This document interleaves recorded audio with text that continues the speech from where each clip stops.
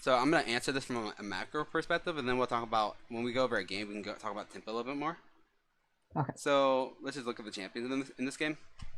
So when you think about hmm when you go into a game, you think about macro, and this is kind of like a heavy, like a in-depth kind of concept. I can send you some more information after the lesson for this.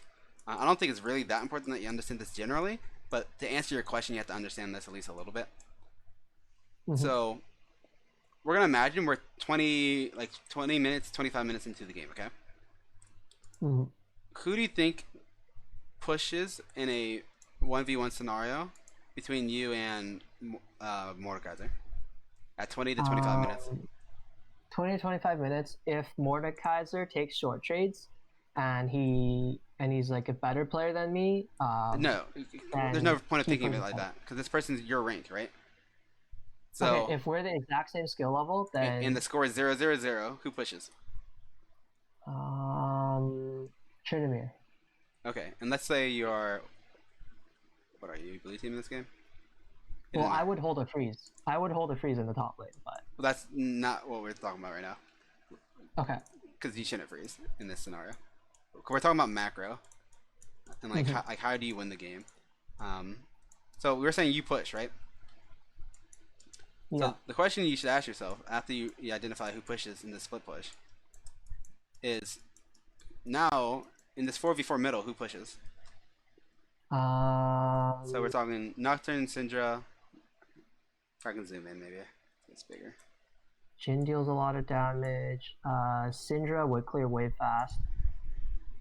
Kane Nunu have no way of going into wave. Caitlyn. So my team would push better. Okay.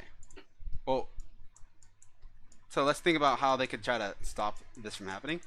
Does the enemy team have hard engage? Like, can they start a fight if they wanted to? Yeah, Nunu can just snowball down the lane. That's not really hard engage though. That's like pick. If they Um, put everything together, where maybe um what's his I name? feel like they can't really do anything because even if Nunu or not both try to engage, Nocturne could just press R and then my carries just walk backwards. Yeah, so you have enough. You have enough counter with Syndra being able to push people back and Leona being able to ult defensively that I don't think the enemy team could really force a fight unless they got some kind of flank, right? If Nunu gets to Yeah, flank around with a snowball, that's bad. So or they have some sort of pick. so long as yeah, so they'd only be able to get a pick with Nautilus, um, and that's not something you can really control. But you can hmm not you can try to lower the chance of that happening with vision, right? So if your teammates have vision hmm to deny the flanks, right?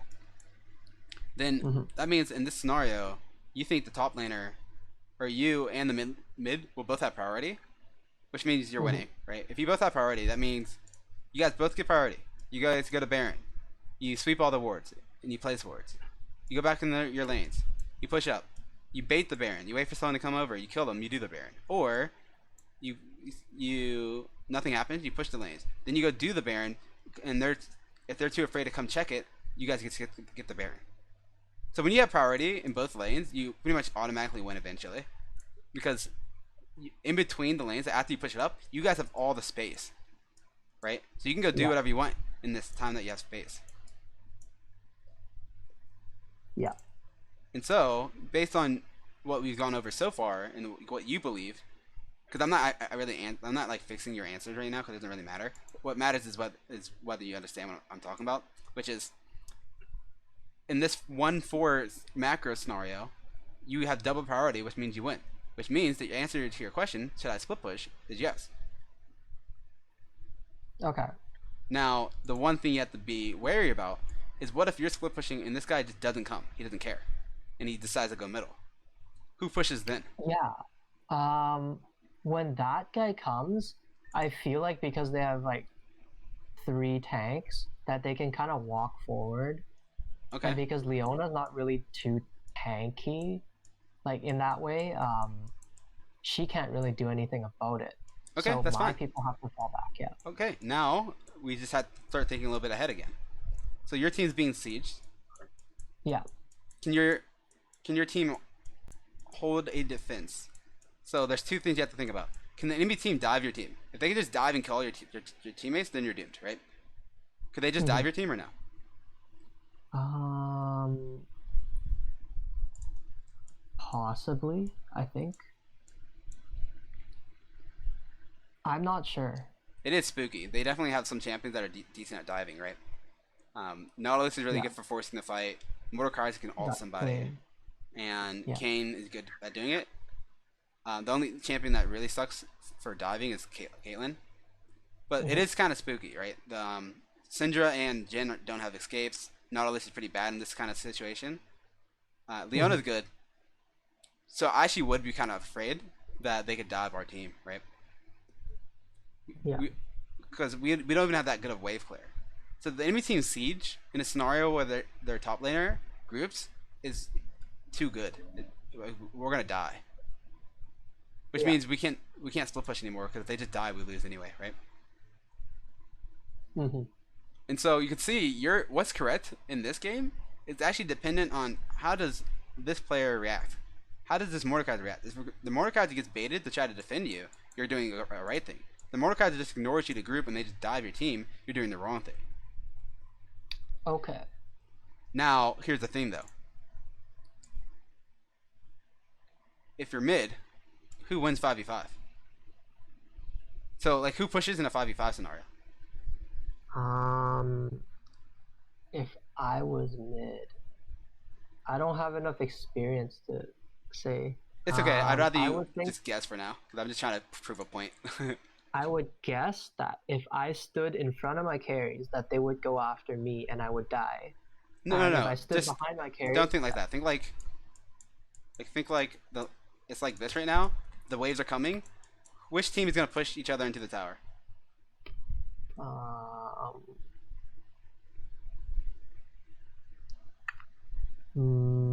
my team. You think your team will push into their tower? Yeah, I Okay. think that because the Syndra can just press Q on the wave and just like perma shove it. Okay, that's fine.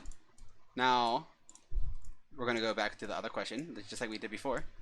If you guys are shoving, can they engage on you? What? Totally, 100%. Okay. So the question comes: do you want to fight if they engage on you? Who do you think wins? And which composition is better for team fighting? Um, I think that if you changed my Tryndamere into any other champion, that my team would be better. But as it stands, I think their team is better because Mordekaiser can kind of like ult away, like say or like if you ult away Jin, Syndra, or me, like my team's dead, right? Okay, that's fine. So you don't think you win the 5v5, but you think you can push initially. You can push and then you'd want to chill out because you don't want it to fight and die, right? Mm-hmm. In which case we have a kind of even mid scenario. And so Mm-hmm. this is exactly how you figure out the macro, right? If you're gonna But like, in either scenario, you need to have vision on both sides so you can't get flanked, right? Which you mm-hmm. can kind of encourage your teammates to do, or you can do yourself if you're the one here. Yeah, Or, but in this scenario, it's okay, right? When you go even, if you can go even, push the wave, and just rotate, that's still not bad, right? It's almost the same as before. It's just not as clean because you're not gonna have as much time because you're not pushing them all the way to their tower. But you can clear the wave and then go do something, right? mm-hmm.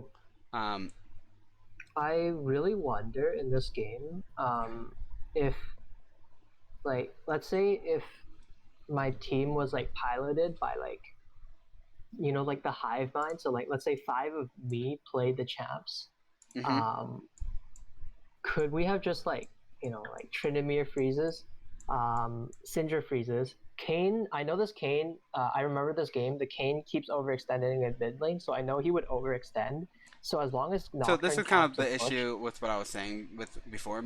Like going over this hypothetical isn't gonna make you a better player. It's like a neat question, but it's not what you need. What you need is to understand the macro because that's not gonna happen, right? Like you you're not gonna be able to macro your team perfectly, but you can tell your team the Mm-hmm. group, or you can go over here. That's what you can control, you know. Mm-hmm. And so it's more important that you get this down than to like be able to talk about one specific scenario in this one specific game. I'm just using this game as an example for champions. I'm not watching the game because what happens in the game doesn't actually matter. I'm not even like some of the stuff you said is not I don't agree with, but it doesn't matter. Like what I'm trying to get you to see is that there's an answer to your question if you understand if you have an answer to all these questions, then you can answer your own question of whether you should split push or not. Right? Okay.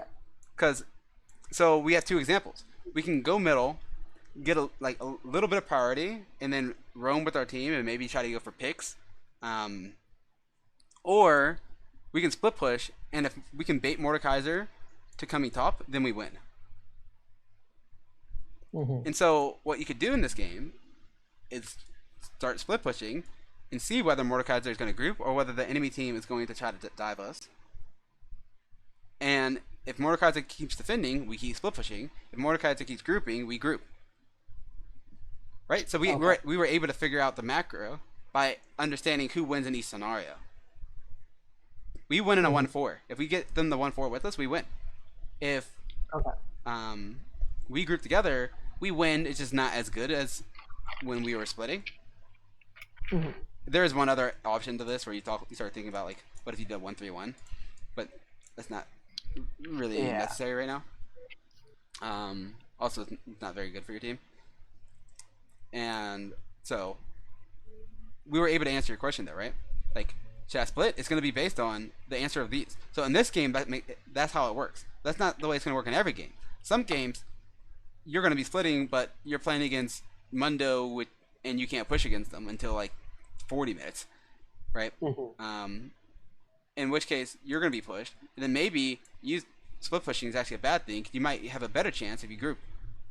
And so it's going to be a game-by-game thing of doing macro and breaking it down like this. And I have an entire course on this, and I'll just send you the course after the lesson, man, because it's a heavy subject and there's a lot of stuff to talk about. But I'll send you the course, and then we can go over maybe go over it in more detail next time, or the course might be enough in conjunction with this lesson to help you understand that concept. Okay.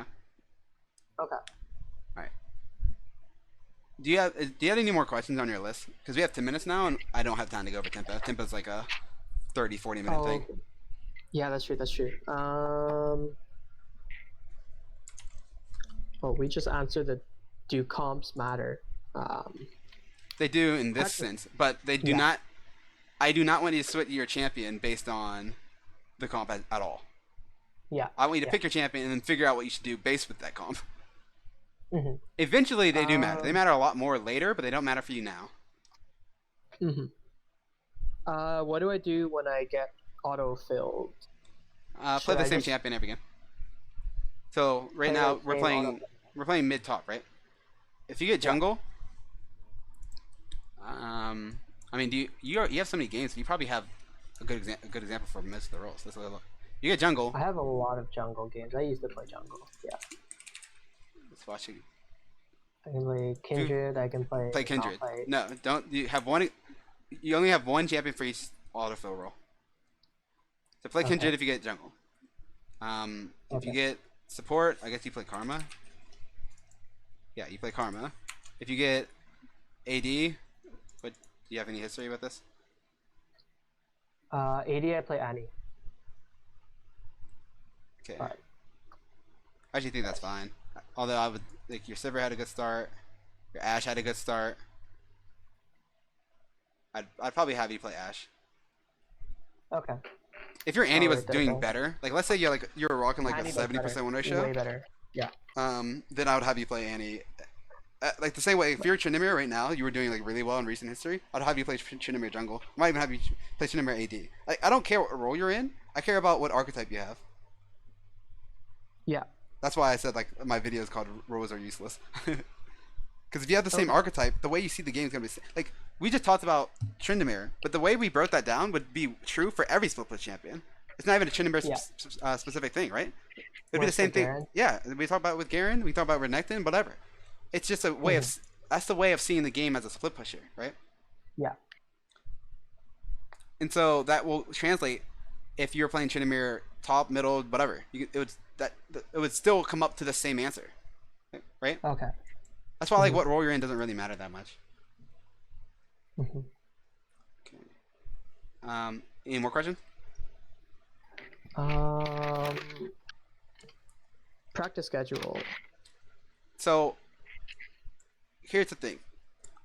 How You many hours of video, and how many hours of like CS tool and like kind of like that. there's we need to do another hour, I think, but not right now. Because if Okay. you have the time, it depends on how much time you have. How much time do you have a day? It seems like a lot right now. It's probably because of quarantine and I everything. have a lot. This was like summer break, like Yeah. semester. Like I literally have nothing. So I had plans, but then COVID yeah. canceled them all. So yeah. So I would say on minimum with you, given how much time you have, I'd want you to play 4 games a day, and then I'd want you to start every day. Here, I'm gonna type this out for you on Discord. Okay. So